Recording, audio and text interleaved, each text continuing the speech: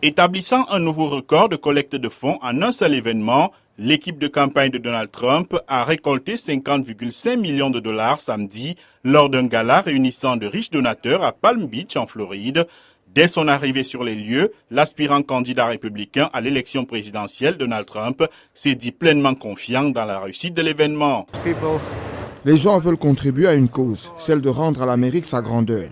Les riches le veulent, les pauvres le veulent. Tout le monde veut du changement. Le pays va vraiment mal. Nous sommes la risée du monde entier et nous voulons changer cela très rapidement. L'équipe du président démocrate Joe Biden, qui est candidat à sa réélection, a également publié ses derniers chiffres de collecte de fonds au cours du week-end. Le porte-parole Kevin Munoz a déclaré dimanche à la VOA que 1,6 million d'Américains avaient apporté des contributions précieuses.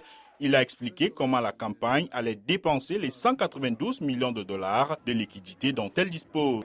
More than 100 offices across the battleground states. Plus d'une centaine de bureaux dans les États disputés, des centaines d'employés sont déployés dans ces États. Une campagne médiatique historique de 30 millions de dollars ciblant les électeurs des minorités latinos et afro-américains qui définissent l'issue de cette élection. M. Munoz a également minimisé les derniers résultats de Trump en matière de collecte de fonds. Les principaux donateurs de la campagne de Joe Biden sont les infirmières et les enseignants. Nous sommes soutenus par les travailleurs, ce qui contraste fortement avec la campagne de Donald Trump. Et c'est ce qui permettra de gagner les élections.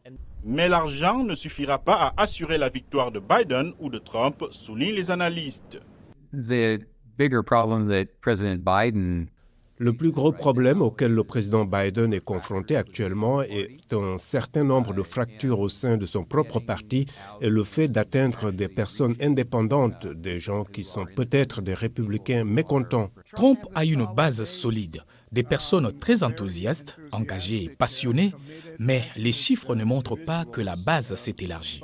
L'équipe de campagne de Trump n'a pas répondu à une demande d'interview de la VOA, mais sur son site internet, elle annonce un rassemblement de Trump en Pennsylvanie le 13 avril. L'agenda de Joe Biden s'annonce également chargé cette semaine. Son équipe organisera une collecte de fonds à Chicago, a précisé M. Munoz sans plus de détails. Il va également s'occuper d'affaires nationales et internationales tout au long de la semaine, comprenant une visite du Premier ministre japonais.